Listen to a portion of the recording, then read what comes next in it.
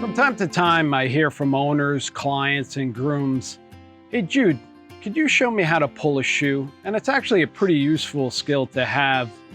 The key to successfully pulling the shoe off without having an issue or pulling any of the hoof wall with it is this clinch must be cut. And that's one of the things that I will demonstrate. One way of cutting the clinch, it's always important to cut the clinches before pulling a shoe off. And these are the clinches here.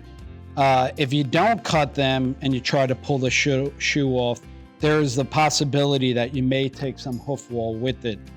So I'm going to use the hoof stand. More than likely, you probably don't have a hoof stand, but I'm getting up in age and I don't want them leaning on my knee. But you can see it's a very simple position like this.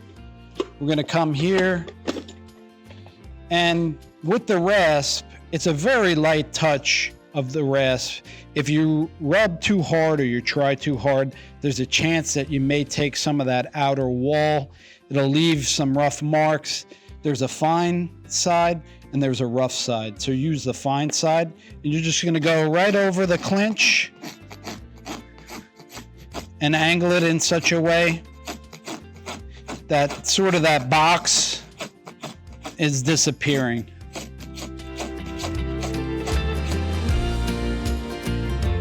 Here's another way to cut the clinch.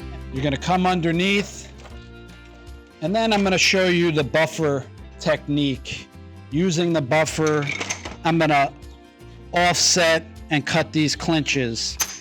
So you'll see, I'm gonna pop them straight up. Usually takes 1 or 2 hits straight up.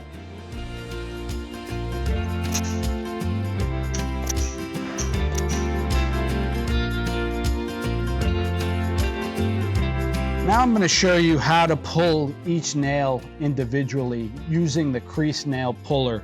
One of the things I like to do is I take the buffer tool, the clinch cutter tool, and I create a channel, making it easier for the crease nail puller to get in there. Then what I do is I take my crease nail puller, and you're going to get in there, move it around. Sometimes you could come back. Sometimes you go back and forth. It sort of locks that nail head in and straight down. Same thing on the other side. Lock that nail head in, back and forth, maybe come a little back, and then straight down. Same thing here.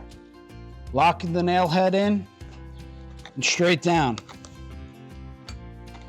On the inside, lock that nail head in, straight down.